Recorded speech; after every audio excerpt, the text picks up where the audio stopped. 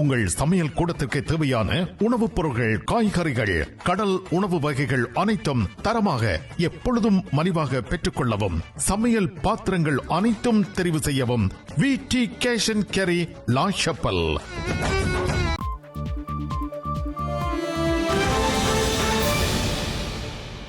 வணக்கம். இது IBC தமிழின் செய்தி நேரம். முதலில் தலைப்புச் செய்திகள்.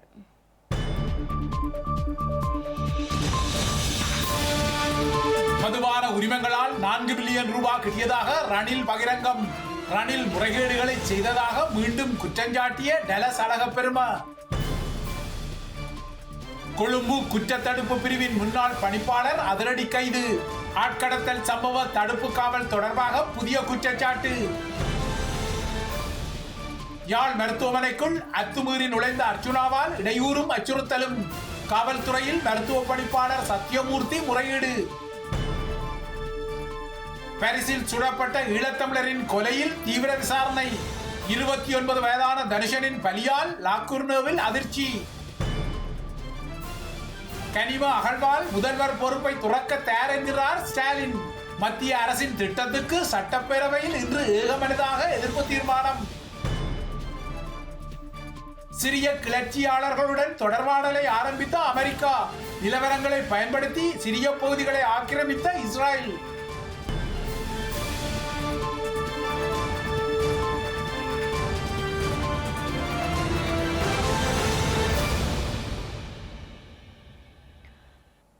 தொடர்வது விரிவான செய்திகள்.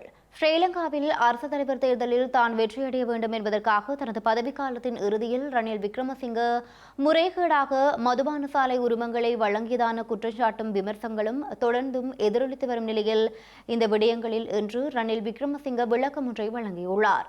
அவர் வழங்கிய அந்த விளக்கத்தில் தனது ஆட்சியில் வெளிப்படைத்தன்மையுடன் தான் இவ்வாறு உரிமங்கள் வழங்கப்பட்டு அதன் மூலம் அரசாங்கத்துக்கு 4 பில்லியன் ரூபாய் வருமானம் ஈட்டப்பட்டதாகவும் குறிப்பிட்டுள்ளார். அவரது ஆட்சி காலத்தில் தமிழ் நாடாளுமன்ற உறுப்பினர்களின் பரிந்துரைகளுடன் வழங்கப்பட்ட மதுபான உரிமங்கள் தொடர்பான சர்ச்சை தமிழ் அரசியல் பரப்பிலும் எதிரொலித்து வரும் நிலையில் ரணிலின் இந்த விளக்கம் வந்துள்ளது. ஸ்ரீலங்காவின் ஜனாதிபதியாக தாம் பதவி வகித்த போது மதுபான சாலைகளுக்கான உரிமை பத்திரங்களை வழங்கியமை தொடர்பாக முன்வைக்கப்பட்ட குற்றச்சாட்டுகளுக்கு ரணில் விக்ரமசிங்க பதிலளித்துள்ளார். இது தொடர்பாக நீண்ட விளக்கம் ஒன்றை வழங்கியுள்ள ரணில் விக்ரமசிங்க, சுதந்திரமடைந்த பின்னர் கடந்த 2022ஆம் ஆண்டு வரை மதுபான சாலைக்கான உரிமம் வழங்குவதற்கு அரசாங்கம் பணம் எதனையும் பெற்றுக் கொள்ளவில்லை என குறிப்பிட்டுள்ளார். நாட்டில் நேரடி வரியை இழக்கும் போக்கு காணப்பட்ட போது பங்குரோத்து நிலையில் இருந்து விடுபடுவதற்குரிய நடவடிக்கைகளை எடுக்குமாறு நாடாளுமன்ற வழிகாட்டல் குழு அரசாங்கத்தை கோரியிருந்தது எனவும் அவர் குறிப்பிட்டுள்ளார். அதன்படி உடனடி நேரடி வரி இழப்பிற்கு மாறாக அரசு வருவாயை அதிகரிக்க பணம் பெற்றுக்கொண்டு கலால் உரிமம் வழங்கவும் முடிவு செய்யப்பட்டது எனவும் முன்னாள் ஜனாதிபதி கூறியுள்ளார். கடந்த 2024ஆம் ஆண்டு வரவு செலவு திட்டத்தின் கீழ் கலால் நிர்வாகத்தை மேம்படுத்துவதற்கான முறைகள் மற்றும் வரி கொள்கைகளின் திருத்தம், பல்வேறு வகையான கலால் உரிமங்களுக்கு பொருந்தும் வழிகாட்டுதல்கள் மற்றும் விதிகளை நெறிப்படுத்துதல், புதிய அளவுருக்களின் அறிமுகம், உரிமங்களின் அதிகபட்ச வரம்புகளை தீர்மானித்தல், கலால் சேவைகளுக்கான நிர்வாக கட்டணங்களை வழங்குதல், கோரிக்கைக்கு ஏற்ப உரிம கட்டணத்தை உயர்த்துவதற்கான முன்மொழிவுகள் அடங்கிய வரவு செலவு திட்ட ஆவணத்தை நாடாளுமன்றம் நிறைவேற்றியதாகவும் ரணில் விக்ரமசிங்க கூறியுள்ளார். இது தொடர்பான வர்த்தமானி அறிவித்தலுக்கு நாடாளுமன்ற அங்கீகாரம் வழங்கியுள்ளது எனவும் முன்னாள் ஜனாதிபதி சுட்டிக்காட்டியுள்ளார். பொருளாதார நெருக்கடியிலிருந்து நாட்டை மீட்டெடுக்கும் நோக்கில் நடைமுறைப்படுத்தப்பட்ட இந்த தீர்மானத்திற்கு வலுச்சேர்க்கும் வகையில் கலால் கட்டளை சட்டத்தின் கீழ் கலால் அறிவிப்பின் மூலம் கட்டணங்களை அதிகரித்து புதிய திருத்தங்கள் கடந்த பிப்ரவரி மாதம் 1ஆம் தேதி முதல் நடைமுறைப்படுத்தியுள்ளதாகவும் அவர் கூறியுள்ளார். அந்த வகையில் மதுபான சாலைக்கான அனுமதி பத்திரம் விற்பனை செய்யப்பட்டு அரசிற்கு வருமானம் ஈட்டப்பட்டதாக முன்னாள் ஜனாதிபதி கூறியுள்ளார். நாடு பொருளாதார சிக்கலில் இருந்த நேரத்தில் வரி வருமானத்திற்கு மேலதிகமாக நாட்டிற்கு வருமானத்தை கொண்டு வரும் புதிய உத்தியாக இந்த உரிமங்கள் விற்பனை செய்யப்பட்டதாகவும் ரணில் விக்ரமசிங்க குறிப்பிட்டுள்ளார். வாங்குரோத்து நிலையில் உள்ள பொருளாதாரத்தை மீட்பதற்காக நீண்டகால நோக்குடன் செயற்படுத்தப்பட்டு இந்த கலால் உரிமம் வழங்கும் நடைமுறை குறுகிய அரசியல் நோக்கங்களுக்காக தவறாக முறையாக பயன்படுத்தப்படுவது வருத்தமளிப்பதாகவும் அவர் கூறியுள்ளார். தற்போது நடைமுறைப்படுத்தப்பட்டுள்ள வெளிப்படையான மற்றும் நெறிப்படுத்தப்பட்டு புதிய வருமான வரியை மீளெடுப்பதா இல்லையா என்பது பற்றியோ இல்லாவிடின் புதிய கலால் சட்டத்தை நாடாளுமன்றத்தின் ஒப்புதலுக்கு உட்பட்டு முன்மொழிவதா என்பது தொடர்பிலோ அமைச்சர்கள் குழு முடிவு செய்ய வேண்டும் எனவும் ரணில் விக்ரமசிங்க சுட்டிக்காட்டியுள்ளார். இவ்வாறான மதுபான சாலைக்கான அனுமதி பத்திரத்தினை வழங்கும் நடைமுறையை தொடர வேண்டுமா அல்லது மேலெடுக்க வேண்டுமா என்பதை தீர்மானிப்பதற்கு அமைச்சரவைக்கு அதிகாரம் உண்டு எனவும் முன்னாள் ஜனாதிபதி ரணில் விக்ரமசிங்க குறிப்பிட்டுள்ளார். இலங்கையில் எந்தவொரு நியாயமான காரணமுமின்றி கடந்த ஆண்டு ஜனவரி மாத இறுதியில் உள்ளூராட்சி மன்ற தேர்தலை ஒத்திவைத்த முன்னாள் ஜனாதிபதி ரணில் விக்ரமசிங்கவின் நடவடிக்கை அரசியல் கருக்கலைப்பு என சுதந்திர மக்கள் காங்கிரசின் தலைவரும் ஐக்கிய மக்கள் கூட்டணியின் நிறைவேற்றுக்குழு உறுப்பினருமான டலஸ் அழகப்பெரும சாடியுள்ளார். பாரிய ஊழல் மற்றும் நிதி ரீதியாக மேற்கொள்ளப்பட்ட பொருளாதார கொலையின் பின்னர் ரணில் விக்ரமசிங்க எடுத்த இந்த தீர்மானத்தால் 72 கோடி ரூபாவுக்கும் அதிக அரசு பணம் வீண்விரயமாக்கப்பட்டதாக ஜனாதிபதிக்கு அனுப்பியுள்ள கடிதத்தில் அவர் சுட்டிக்காட்டியுள்ளார். இந்த கடிதத்தின் பிரதிகள் எதிர்க்கட்சித் தலைவர், அனைத்து நாடாளுமன்ற உறுப்பினர்கள், லஞ்ச ஊழல் விசாரணை ஆணைக்குழு மற்றும் அனைத்து கட்சி தலைவர்களுக்கும் அனுப்பி வைக்கப்பட்டுள்ளது. நாட்டின் வங்குரோத்து நிலைமையை மூடி மறைக்கும் நோக்கில் அறிவிக்கப்பட்ட உள்ளூராட்சி மன்ற தேர்தலை ரணில் விக்ரமசிங்க ஒத்திவைத்ததாகவும் கோரப்பட்ட வேட்பு மனுக்களை மீள பெறப்பட்டதன் மூலம் வீணடிக்கப்பட்ட பணம் ஆட்சியாளர்களின் தனிப்பட்ட பணம் இல்லை எனவும் மாறாக பொதுமக்களிடமிருந்து பெறப்பட்ட வரிப்பணம் எனவும் அவர் சுட்டிக்காட்டியுள்ளார். கடந்த 22 மாதங்களுக்கு முன்னர் தாக்கல் செய்யப்பட்ட வேட்பு மனுக்களை மேலெடுத்து புதிய வேட்பு மனுக்களை கோரி விரைவில் உள்ளூராட்சி மன்ற தேர்தலை நடத்த தற்போதைய அமைச்சரவை எடுத்த தீர்மானத்திற்கு அனைத்து அரசியல் கட்சிகளினதும் மக்களினதும் ஆசீர்வாதம் கிடைக்கும் என டலஸ் அழகப்பெரும குறிப்பிட்டுள்ளார்.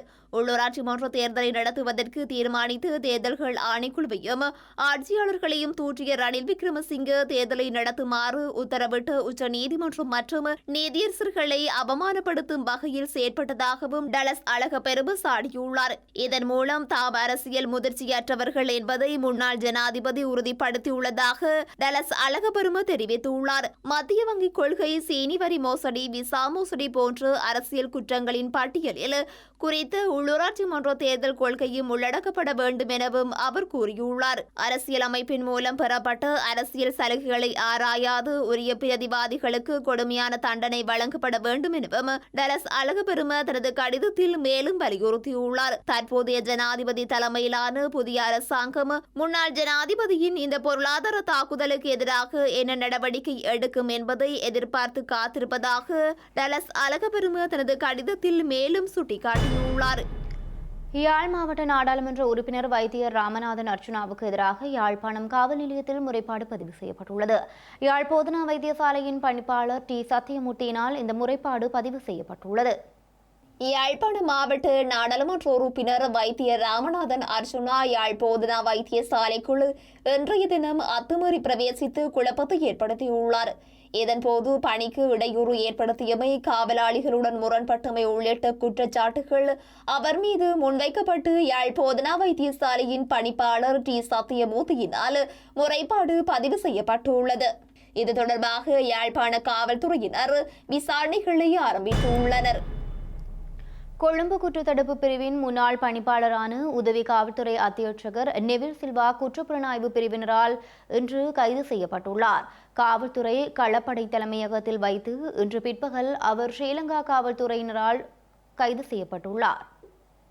கொழும்பின் புறநகரான ராஜகிரிய பகுதியில் கடந்த 2016ஆம் ஆண்டு இடம்பெற்ற வாகன விபத்து தொடர்பில் முன்னாள் அமைச்சர் பாட்ரி சம்பிக்க ரணவக்கவின் சாரதியை கைது செய்யும் நோக்கில் கொழும்பு குற்றத்தடுப்பு பிரிவின் முன்னாள் பணிப்பாளரான நெவில் போரிங்டன் சில்வா மற்றும் தலைமை காவல்துறை பரிசோதகர் அஜித் சாந்த மெத்தானந்த ஆகியோர் சென்றிருந்தனர். எனினும் முன்னாள் அமைச்சரின் சாரதிக்கு பதிலாக அவரது மனைவி, குழந்தைகள் மற்றும் அவரது தாயாகியோரை கொழும்பு குற்றத்தடுப்பு பிரிவு முறையற்ற விதத்தில் பல மணி நேரம் தடுத்து வைத்ததன் மூலம் அவர்களின் அடிப்படை உரிமை மீறப்பட்டுள்ளதாக கடந்த மே மாதம் 31ஆம் தேதி உச்ச நீதிமன்றம் தீர்ப்பளித்திருந்தது. அத்துடன் குற்றவாளிகள் இருவரும் தமது சொந்த நிதியிலிருந்து 2,50,000 ரூபாவை பாதிக்கப்பட்ட தரப்பிற்கு வழங்க வேண்டும் என உத்தரவு பிறப்பிக்கப்பட்டிருந்தது. மேலும் அரசாங்கத்தினால் பாதிக்கப்பட்ட தரப்பிற்கு 10,000 ரூபாவை வழங்க வேண்டும் எனவும் உச்சநீதிமன்றம் உத்தரவு பிறப்பித்திருந்தது. இந்த நிலையில் கடத்தல் மற்றும் சட்டவிரோத சிறை வைத்தமை தொடர்பாக குற்றச்சாட்டுகளின் கீழ் நெவில் சில்வா கைது செய்யப்பட்டுள்ளதாக தெரிவிக்கப்பட்டுள்ளது. குற்றப்புலனாய்வு பிரிவு மேற்கொண்ட விசாரணைகளின் அடிப்படையில்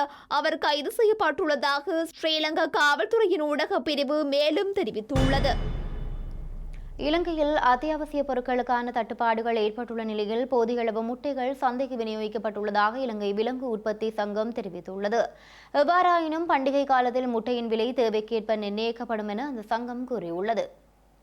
இலங்கையில் ஜனாதிபதி அனுரகுமார ஆட்சியை பொறுப்பேற்றுள்ள நிலையில் அரிசி தட்டுப்பாடு ஏற்பட்டுள்ளதுடன் தேங்காய் விலை அதிகரிப்பு, உப்பு தட்டுப்பாடு, கோழியிறச்சி உள்ளிட்ட பொருட்களின் விலை அதிகரித்துள்ளன. அரிசி தட்டுப்பாடினை நிவர்த்தி செய்யும் வகையில் அரிசி இறக்குமதிக்கு அரசாங்கம் அனுமதி வழங்கியுள்ளதுடன் உப்பு இறக்குமதி செய்ய அரசாங்கத்திடம் இறக்குமதியாளர்கள் அனுமதி கோரியுள்ளனர். இவ்வாறான நிலையில் ஒரு தேங்காயின் விலை 200 ரூபாவாக உயர்வடைந்துள்ளதுடன் பாதி தேங்காய் விற்பனை செய்யப்படும் நிலையும் உருவாகியுள்ளது. தேங்காய் தட்டுப்பாடு காரணமாக சிற்றூட்டி சாலையில் தேங்காய் சம்பல் மற்றும் சொதி என்பன வழங்குவது நிறுத்தப்பட்டுள்ளதாக அகில இலங்கை சிற்றூட்டி சாலை நடத்துவோர் சங்கத்தின் தலைவர் ஹர்ஷன் ருஷன் தெரிவித்துள்ளார். அத்துடன் அரிசி, முட்டை, உப்பு ஆகியவற்றின் விலைகளும் அதிகரித்துள்ளமையினால் சிற்றூட்டி சாலைகளில் உணவுப் பொருட்களின் விலை 30% அதிகரிக்கப்படும் என ருஷான் தெரிவித்துள்ளார். இதனால் அப்பம் மற்றும் மதிய உணவு ஆகியவற்றையும் தேங்காய் விலை உயர்வால் அதிகரிக்கப்பட்டுள்ளதாக அகில இலங்கை சிற்றுண்டி சாலை நடத்துவோர் சங்கத்தின் தலைவர்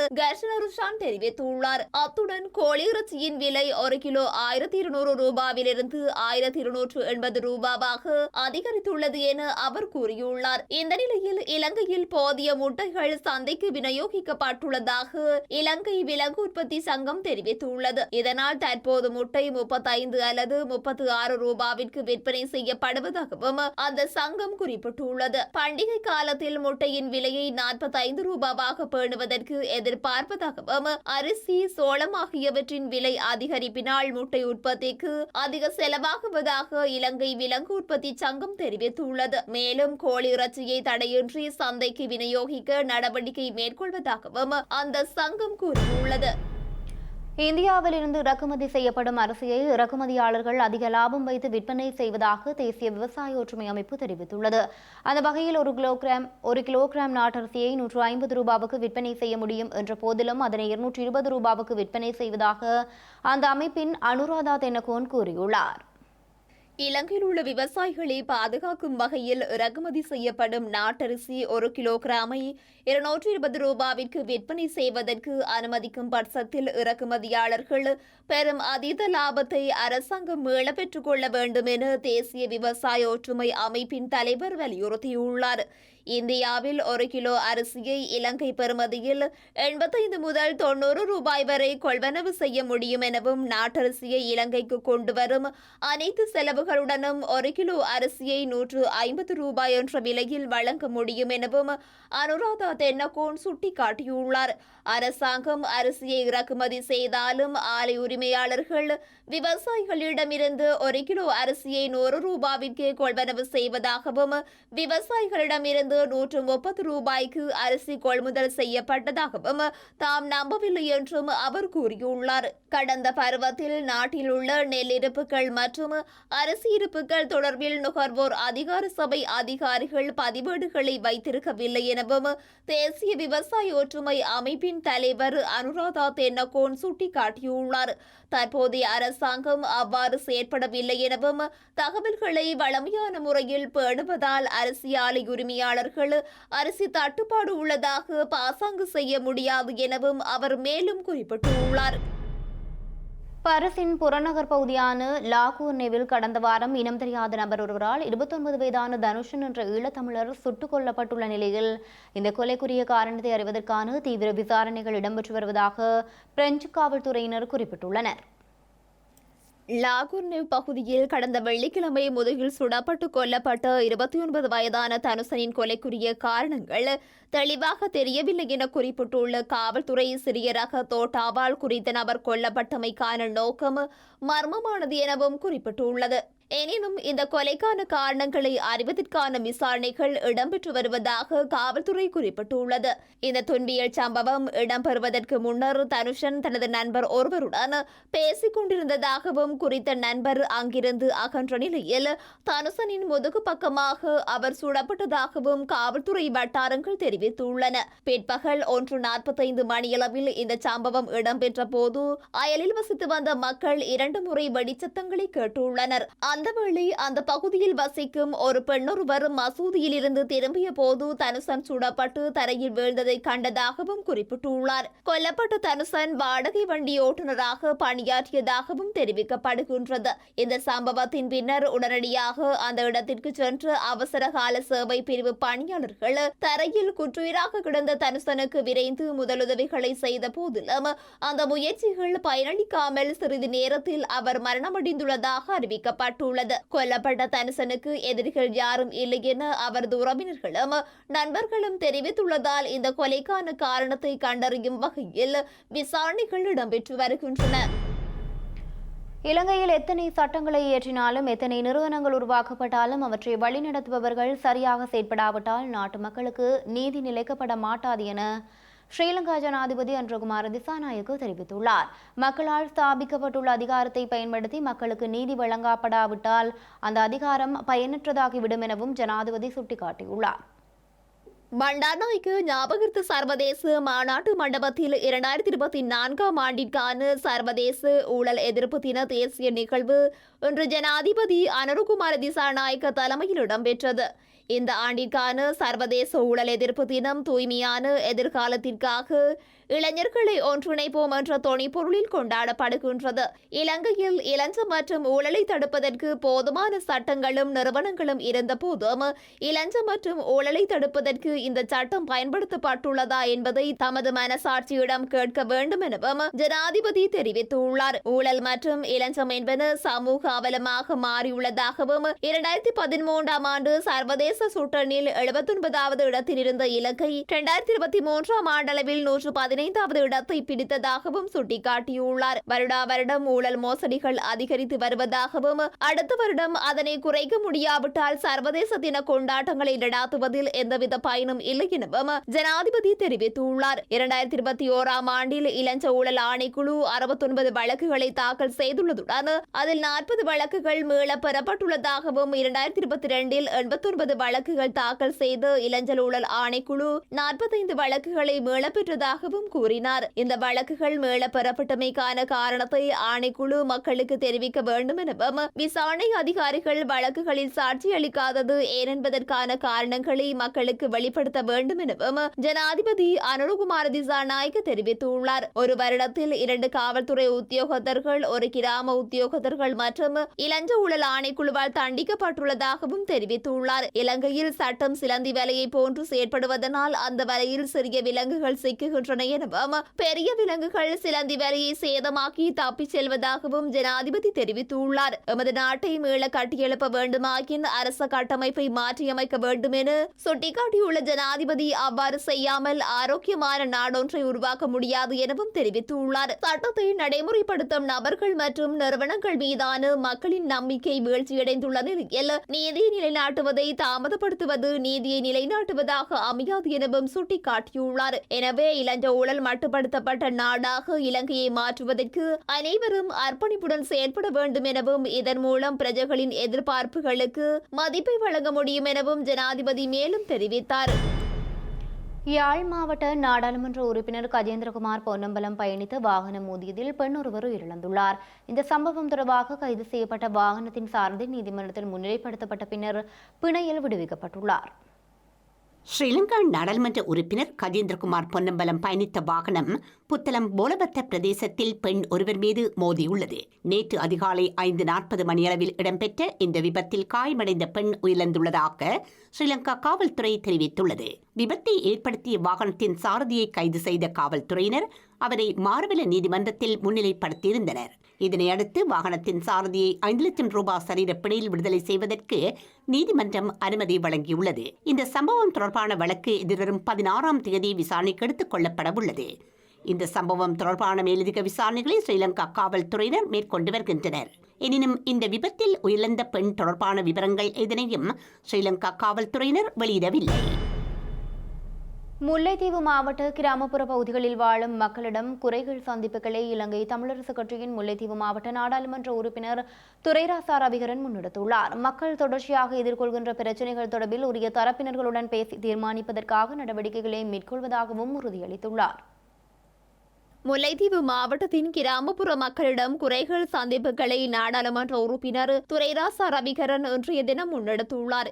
இதன்படி மாந்தை கிழக்கு பிரதேச செயலக பிரிவுக்குட்பட்டு சிராட்டிக்குளம், கரைதுறைப்பற்று பிரதேச செயலக பிரிவுக்குட்பட்டு ஆண்டான்குளம் மற்றும் குமளமுனை ஆகிய பகுதிகளில் குறித்த சந்திப்புகள் இடம்பெற்றுள்ளன. குறிப்பாக சிராட்டிக்குளம் கிராம பகுதியில் வனவள திணைக்களத்தின் நில ஆக்கிரமிப்பு, வீதிகள் புனரமைப்பு, நெல் உலரவிடும் தளத்தை நிறுவுதல் மற்றும் ஜானி வேலிகளை அமைத்தல் உள்ளிட்ட பிரச்சனைகளை அந்த பகுதி மக்கள் நாடாளுமன்ற உறுப்பினரின் கவனத்திற்கு கொண்டு சென்றிருந்தனர். இதனைத் தொடர்ந்து தண்ணி முறிப்பு மற்றும் ஆண்டான்குளம் கிராம பகுதிகளில் கடந்த 1984ஆம் ஆண்டு அங்கிருந்து இடம்பெயர்ந்த மக்களை தற்போது வரையில் மீளக்குடியமர்த்தப்படவில்லை எனவும் தமது வயல் நிலங்களுக்கு செல்லும் வீதியில் இருக்கும் 2 பாலங்கள் பாலடைந்து காணப்படுகின்றது எனவும் அவர்கள் தெரிவித்துள்ளனர். அத்துடன் ஆண்டான்குளத்திலிருந்து நிந்தகை குளம் வரையிலான வீதி மிகவும் மோசமாக பாதிக்கப்பட்டுள்ளதாகவும் இதனால் பெரிய வழி, ஆத்தாங்கடவை, ஆண்டான்குளம், விண்ணாங்கம்வெளி, நித்தகைக்குளம், ஆலடிக்குளம், படலைக்கல்லு, திருகோணம் வயல், பூவரசம்பள்ளி ஆகிய பகுதிகளில் உள்ள வயல் நிலங்களில்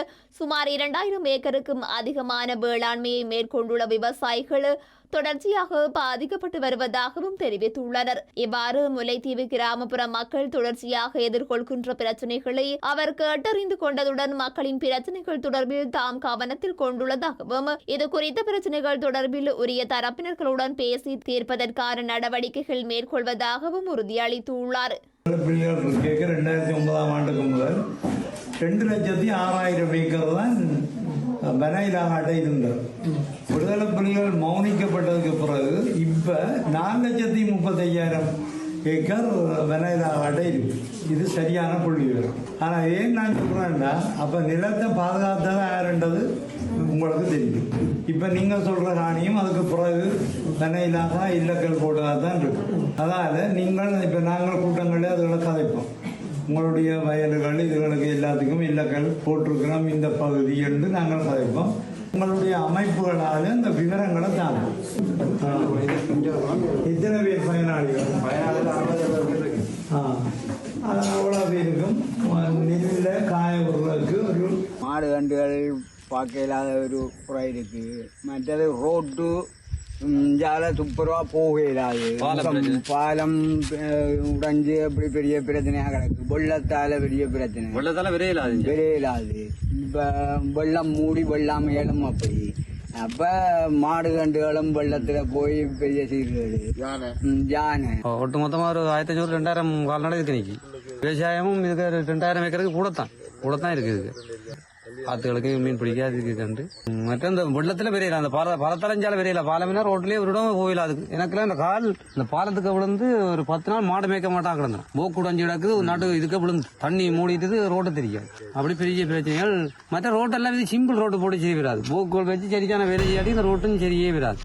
வவுனியா நீதிமன்றத்தினால் பிடியாணை பிறப்பிக்கப்பட்ட நபரை காவல்துறையினர் கைது செய்த போது சில மணி நேரம் அந்த பகுதியில் குழப்பம் ஏற்பட்டுள்ளது.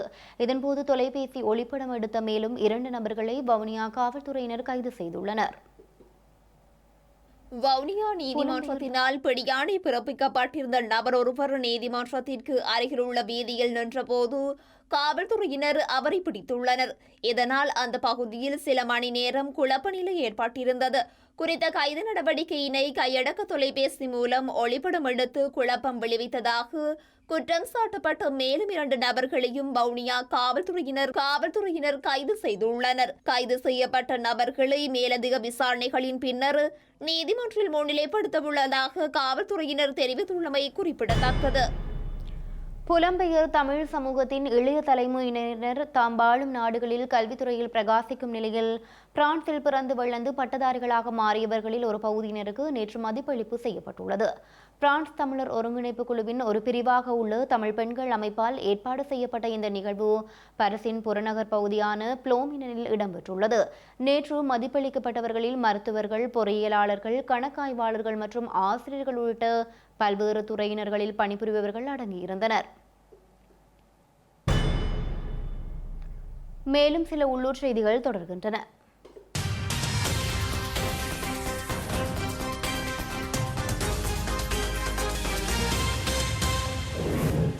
யாழ்ப்பாண ஊடகவியலாளர்களுக்கான பயிற்சி பட்டறை ஒன்று இன்று ஜாலில் உள்ள தனியார் விருந்தினர் விடுதியில் இடம்பெற்றுள்ளது. ஐக்கிய நாடுகள், சிறுவர் நிதியம், ஐரோப்பிய ஒன்றியம் ஆகியவற்றின் நிதி அனுசரணையில் நீதித்துறைக்கான அனுசரணை திட்டத்தின் கீழ் குறித்த பயிற்சி பட்டறை இடம்பெற்றது. அக்கறையுடன் கூடிய ஊடகம் எனும் தலைப்பில் இடம்பெற்ற குறித்த பயிற்சி பட்டறையில் யாழ்ப்பாணம் மாவட்டத்திற்குட்பட்டு சுமார் 30 ஊடகவியலாளர்கள் பங்கு பெற்றிருந்தனர். மட்டக்களப்பில் இயங்கி வரும் ஐடிஎம் என்ற தனியார் கல்வி நிறுவனத்தின் 6வது வருட பூர்த்தியை முன்னிட்டு மட்டக்களப்பு போதனா வைத்தியசாலைக்கு இரத்ததானம் வழங்கும் நிகழ்வு நேற்று இடம்பெற்றது. மனித உயிர் அரியது, அதனை காக்கும் இரத்தம் பெரியது, இரத்த தானம் செய்வோம், உயிரை காப்போம் எனும் தொனிப்பொருளில் குறித்த இரத்ததான முகாம் இடம்பெற்றது. கிழக்கு மாகாண ஆளுநர் செயலகத்தின் புதிய செயலாளராக முன்னாள் வடமாகாண சுகாதார அமைச்சின் செயலாளர் JS அருள்ராஜ் நியமிக்கப்பட்டுள்ளார். அத்துடன் கடற்றொழில் நீரியல் மற்றும் கடல் வளங்கள் அமைச்சின் புதிய செயலாளராக சட்டத்திரணி MALS மந்திரி நாய்க்கு நியமிக்கப்பட்டுள்ளார். வவுனியா கோவில்குளம் சந்தியில் அமைந்துள்ள கடை தொகுதிக்கு முன்பாக முதியவர் ஒருவரின் சடலம் மீட்கப்பட்டுள்ளது. வவுனியா கோயில்குள பகுதியைச் சேர்ந்து 63 வயதுடைய விஜயரத்னம் என்பவரே இவ்வாறு சடலமாக மீட்கப்பட்டுள்ளார். குறித்த சடலத்தினை திடீர் மரண விசாரணை அதிகாரி லா சுரேந்திர சேகரன் பார்வையிட்டிருந்ததுடன் காவல்துறையினர் விசாரணைகளை ஆரம்பித்துள்ளனர். செய்திகளின் நிறைவாக இனி மீண்டும் தலைப்புச் செய்திகள்.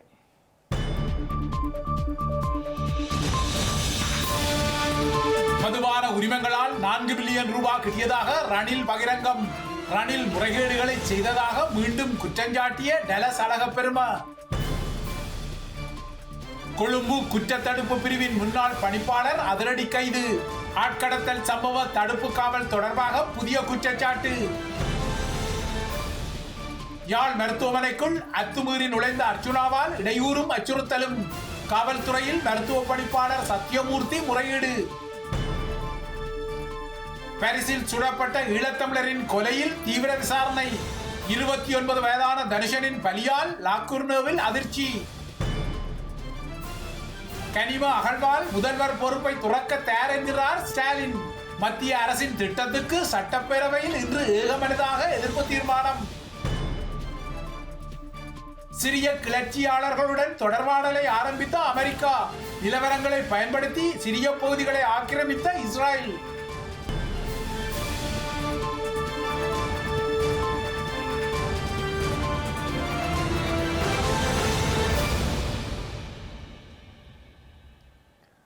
இத்துடன் IBC தமிழின் செய்தி நேரம் நிறைவடைகின்றது. உடனுக்குடன் செய்திகளை அறிந்து கொள்ள ibctamil.com என்ற இணையதளத்தை பார்வையிடுங்கள். வணக்கம்.